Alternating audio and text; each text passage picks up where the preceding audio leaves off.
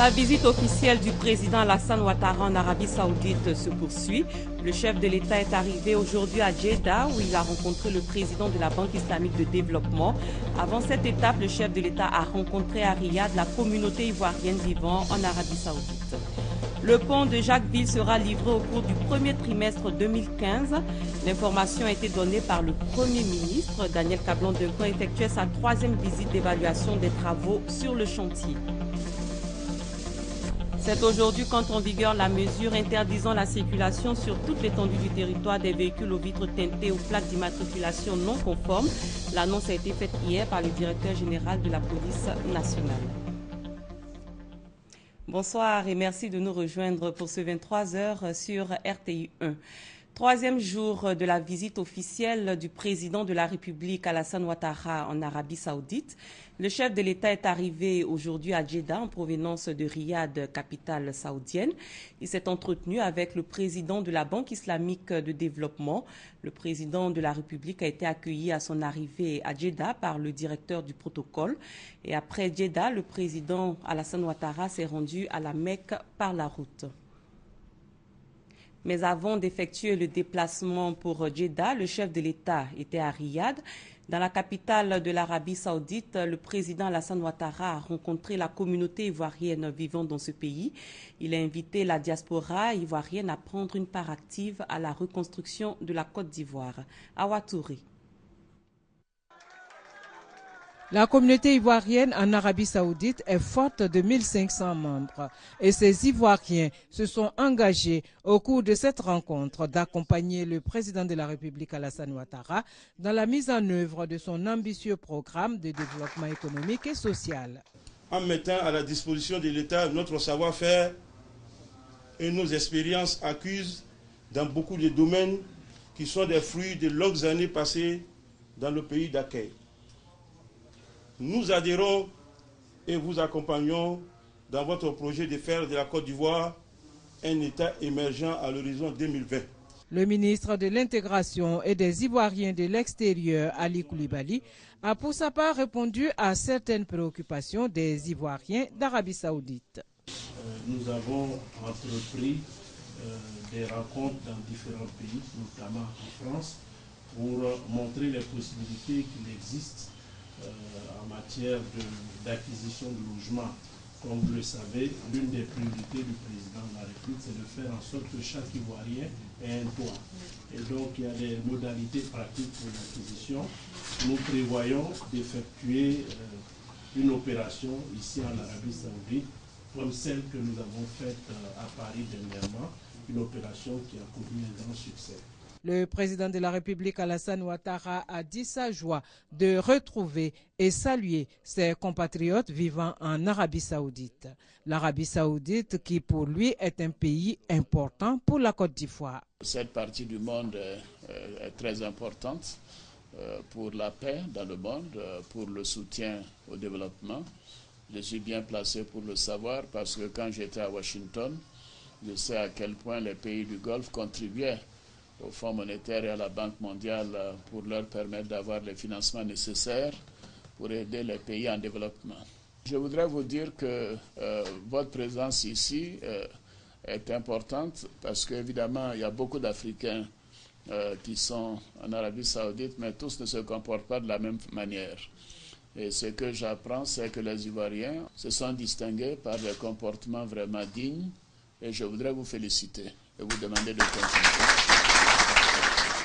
Nous gardons un excellent souvenir de cette rencontre et je voudrais vous encourager à vous comporter comme vous le faites maintenant et vous dire que nous sommes très fiers de vous. Le président de la République, Alassane Ouattara, a reçu plusieurs présents avant de se voir décerner un diplôme par l'Association des Ivoiriens vivant en Arabie Saoudite. Le diplôme de remerciement et de gratitude pour tout ce qu'il a fait pour la Côte d'Ivoire en si peu de temps. Et il est à noter que la visite officielle du président de la République entamée dimanche en Arabie Saoudite prend fin demain mercredi 10 décembre. Retour en Côte d'Ivoire, la livraison du pont de Jacquesville se fera au cours du premier trimestre 2015. L'annonce a été faite par le Premier ministre Daniel Cablon-Duncan. Le chef du gouvernement vient d'effectuer une visite sur le chantier. Sidonie Davila. Entamé effectivement en 2011, reste encore quelques mètres pour relier l'autre rive du pont de Jacquesville. On nous a indiqué qu'il y a 300 mètres d'accès ici et 300 mètres de l'autre côté. Donc si vous faites l'addition, ça fait donc un peu plus de 1,2 km. C'était un gros ouvrage qui fait quand même plus de 22 milliards et demi. Et nous sommes heureux que tous les problèmes qui existaient aient pu être réglés.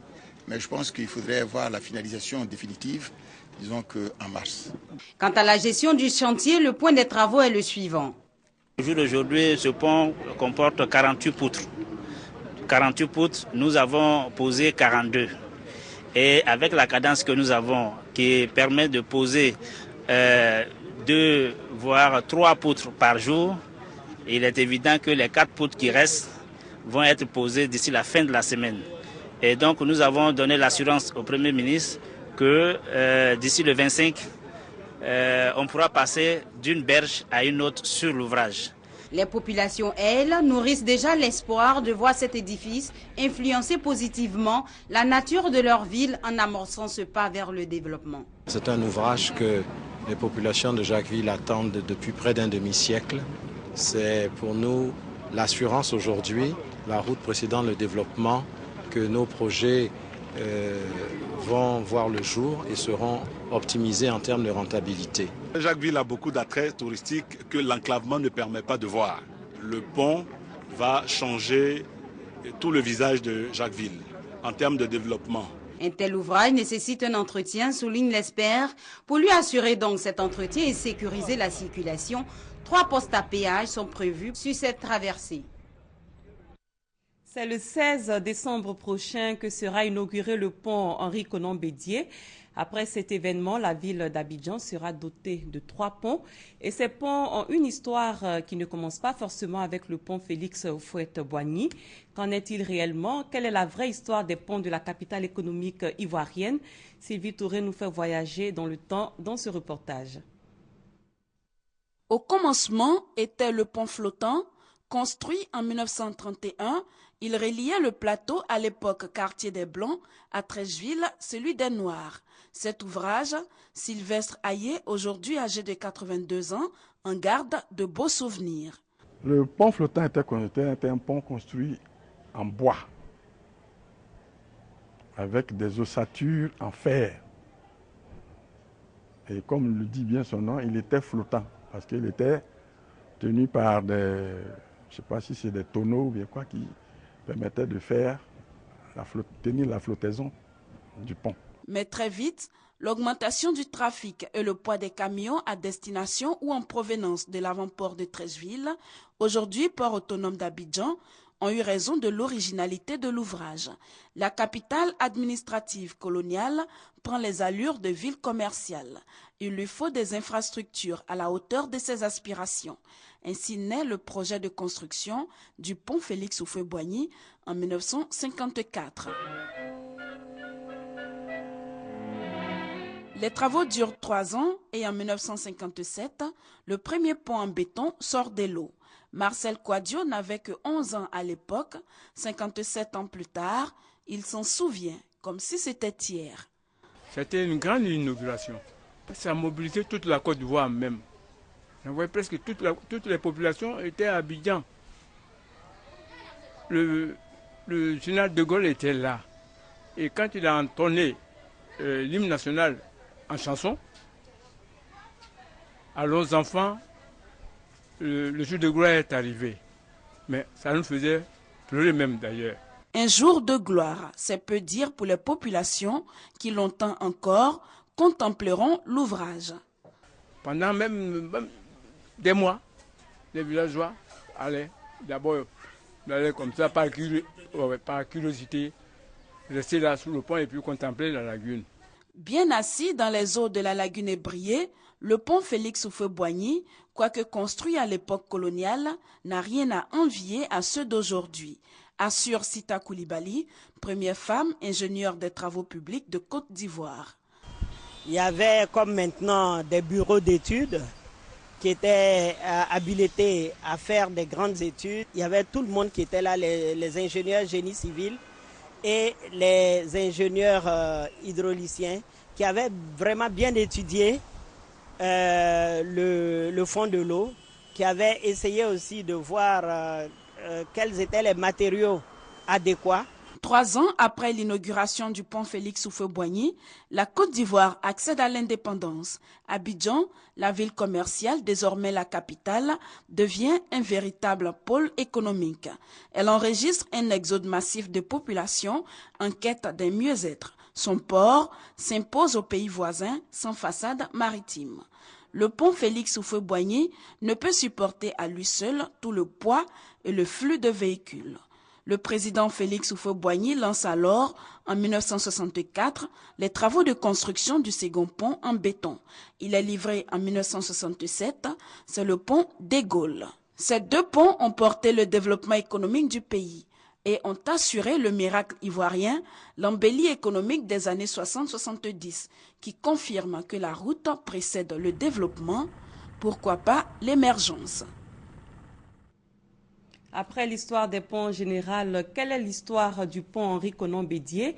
Comment les choses ont-elles débuté? Demain, la rédaction vous propose l'histoire de ce pont dont l'inauguration est prévue le 16 décembre prochain.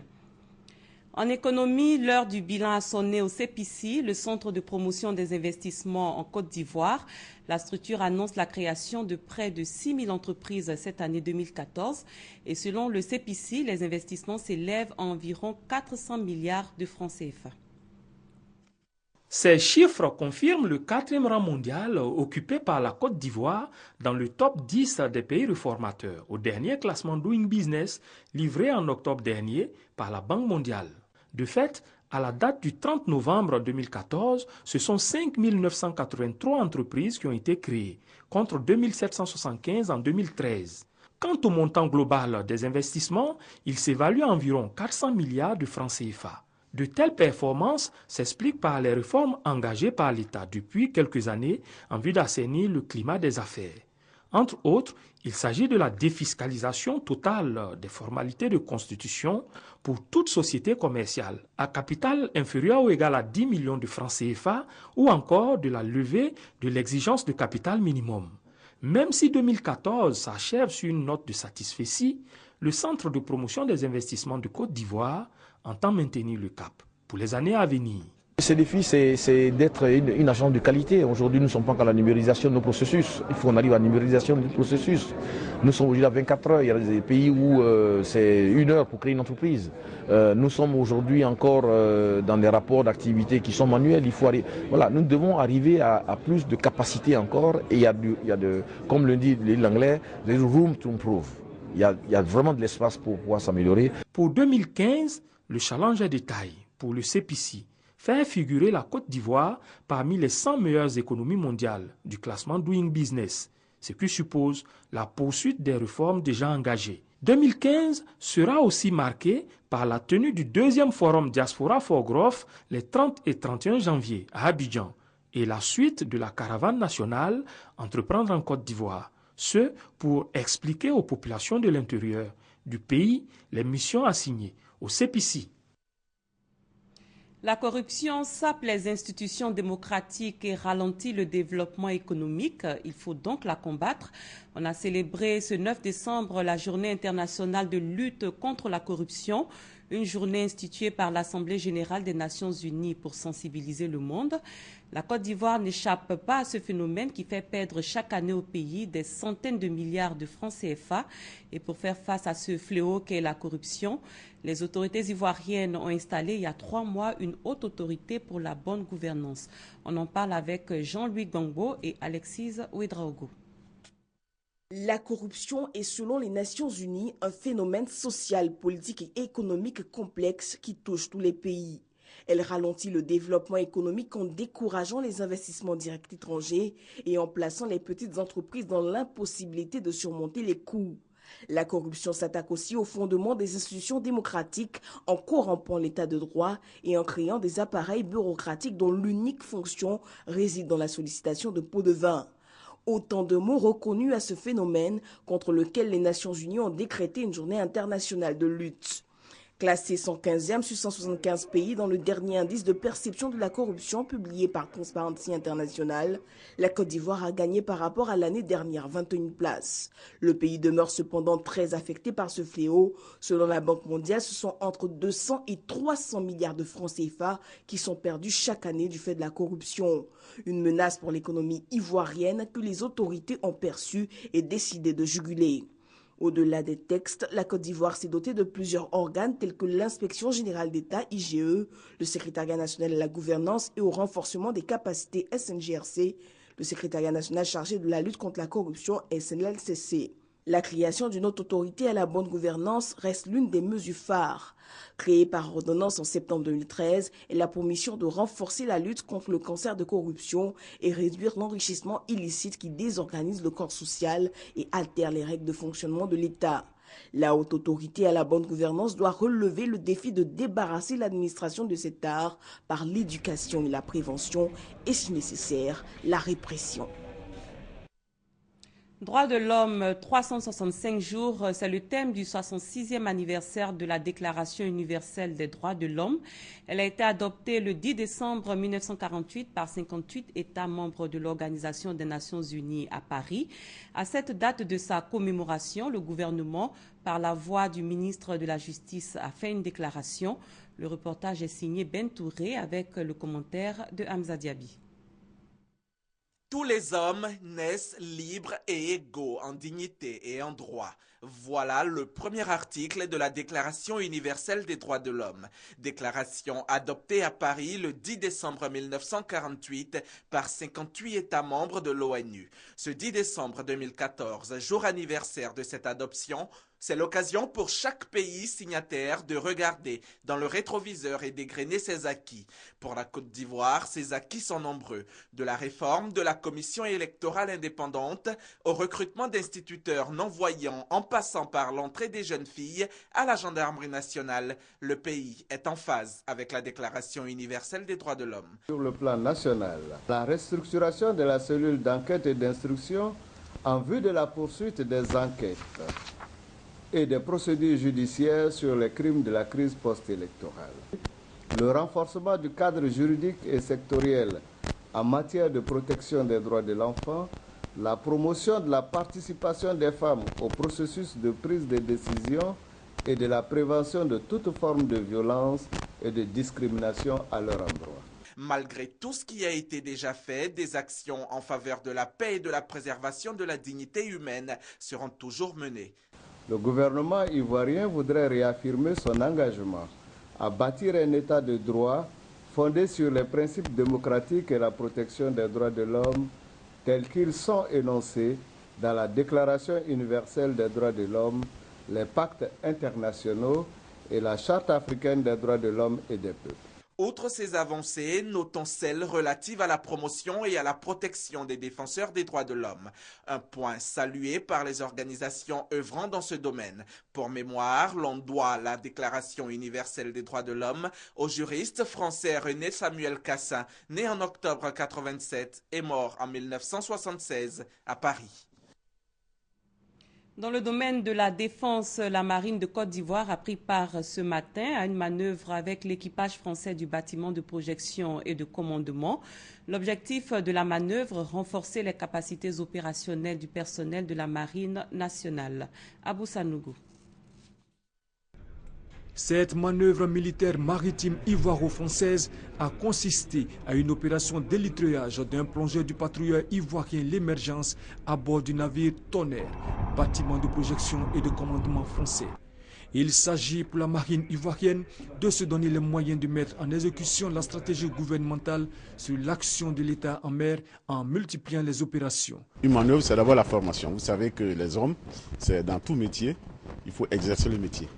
Dès lors que nous sommes en train de rebâtir notre marine, il est important que nos hommes se remettent à niveau. Et nos partenaires français ont le savoir-faire et c'est pour toutes ces raisons que nous estimons que ces manœuvres sont absolument nécessaires. Embarquement du plongeur marin ivoirien à bord d'un hélicoptère qui décolle sur le pont du bâtiment de projection et de commandement. reconnaissance du point d'appontement par l'hélicoptère et débarquement par élitréage du plongeur sont entre autres les séquences majeures de la manœuvre conjointe. Nous complétons leur formation, notamment sur des techniques d'action de l'État en mer pour notamment parfaire les techniques qui permettent d'arraisonner des bâtiments en mer. Ces sont vraiment nécessaires pour le renforcement des capacités de notre personnel. Comme vient de le dire le commandant tout à l'heure, il y a une phase que je dirais un peu théorique de formation ou bien de remise en état quand même de nos planchettes à bord quand même de nos bâtiments qui a été effectuée par les éléments français du Sénégal.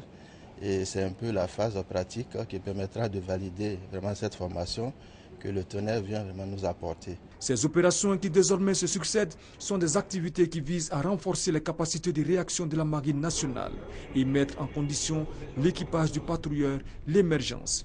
Le bataillon de projection et de commandement dispose d'un poste de commandement de niveau opératif. Depuis la mer, il est possible de conduire des opérations interarmées et interalliées sans empreinte au sol. Rendons-nous en France où l'Université de Pau et l'Institut national polytechnique Houphouët-Boigny de Yamoussoukro ont signé une convention. Le partenariat scellé va aboutir à la création d'une école de pétrole au sein de l'INPHB de Yamoussoukro. L'école va ouvrir ses portes bientôt avec l'appui d'un groupe pétrolier basé dans plusieurs pays dans le monde. Marie-Laure Ngouran. Pau, porte des Pyrénées. La ville située dans le sud-ouest de la France accueille pour la première fois une délégation de l'Institut national polytechnique Houphouët-Boigny de Yamoussoukro. La mission est conduite par le ministre de l'Enseignement supérieur et de la Recherche scientifique. Le ministre Niamien Konan, le directeur général de l'INPHB et la délégation qui les accompagne sont reçus par les responsables de l'Université de Pau et des pays de l'Adour, ainsi que par le chancelier des universités représentant le secrétaire d'État à l'enseignement supérieur et à la recherche en France. Échange, allocution. L'Université de Pau et l'INPHB de Yamoussoukro scellent leur partenariat. La convention signée vise la création d'une école supérieure de pétrole et des métiers associés au sein de l'Institut national polytechnique Houphouët-Boigny. L'idée, évidemment, ce n'est pas de faire un partenariat signé qui reste sur les étagères, mais d'avoir des choses concrètes. Les aspects concrets, c'est la mise en place de cette école qui devrait voir le jour très rapidement. Donc, ce sera, à ma connaissance, la 6e école de l'Institut national polytechnique Houphouët-Boigny à Yamoussoukro. L'Université de Pau va accompagner l'INPHB pour la création de cette école avec le soutien d'un groupe pétrolier. L'idée aussi, c'est de coller l'évolution de l'Institut à notre évolution démographique et aux capacités de notre pays à répondre à la demande des jeunes en matière de formation. Donc l'objectif et l'ambition que nous avons pour l'INPHB, c'est en plus des écoles existantes de créer de nouvelles écoles pour compléter le dispositif. Donc nous pensons à cette école supérieure de pétrole et des métiers associés. Nous pensons probablement à d'autres écoles dans l'aéronautique, nous pensons dans le management de l'hôtellerie, nous pensons aussi dans le domaine du sport. Qu'il n'y ait pas que le pétrole, qu'il y ait aussi le secteur des énergies renouvelables. À travers donc cette convention, nous avons l'opportunité de donner une formation employable. Le groupe pétrolier, partenaire privilégié de l'Université de Pau et des pays de l'Adour, apportera son appui au projet, aussi bien sur le plan académique que sur le développement de la recherche scientifique. L'INPHB bénéficiera notamment d'offres de stages, de bourses d'études et de soutien à la mise en place des formations. Les retombées pour la Côte d'Ivoire sont donc importantes. L'école supérieure de pétrole et des métiers associés, créée au sein de l'INPHB de Yamoussoukro, aura une vocation régionale dans la zone de l'Afrique de l'Ouest. La mesure interdisant la circulation sur toute l'étendue du territoire des véhicules aux vitres teintées ou plaques d'immatriculation non conformes entre en vigueur aujourd'hui. L'information a été donnée hier par le directeur général de la police nationale. Cette mesure vise à faire baisser le taux de criminalité et à consolider l'indice de sécurité en Côte d'Ivoire. Roger Appé, Léon Brou. Alerte aux véhicules équipés de vitres teintées ou de plaques d'immatriculation non conformes. Ils sont interdits de circulation sur le territoire national à compter de ce mardi. Cette mesure annoncée par le directeur général de la police nationale traduit la mise en œuvre de la décision du Conseil des ministres du 22 octobre dernier. Si on ne peut pas voir à l'intérieur de votre véhicule, vous n'êtes pas autorisé à circuler sur le territoire national. La plaque, c'est la plaque minéralogique. Il y a des dimensions qui sont prévues. Ensuite, il y a l'écriture en lettres. Et à la fin, vous avez la carte de la Côte d'Ivoire. Mais si ça ne rentre pas dans ce contexte-là, d'abord, c'est fantaisiste. On n'a pas dit de mettre son nom sur le véhicule. Parce que je suis célèbre, je mets mon nom sur le véhicule. Le test est très clair, il dit que c'est des plaques non conformes. Cette mesure, ajoute le patron de la police nationale, va permettre de mieux cerner le parc automobile national. Le but, soustraire de la circulation des utilisateurs de véhicules à des fins criminelles. Quand un véhicule commet un acte, par exemple un délit de fuite, c'est-à-dire vous avez heurté quelqu'un et vous avez pris la fuite, et qu'on a relevé la plaque, on va vous rattraper. Si vous passez au feu rouge, aujourd'hui on est en train de faire la vidéosurveillance, et qu'on a capté le numéro, on va savoir qui vous êtes. Mais si d'aventure, vous mettez une plaque que vous avez fait à titre personnel, qui n'est pas connue dans le fichier, vous faites en sorte qu'on ne peut pas vous contrôler, on ne peut pas vous identifier, on ne peut pas faire des traçages. Or, c'est de ça qu'il est question. Pas de cadeau contrevenant à cette mesure gouvernementale, des sanctions pécuniaires comprises entre 1000 et 10 000 francs CFA, une peine privative de liberté de 10 jours avec à l'appui la mise en fourrière du véhicule concerné.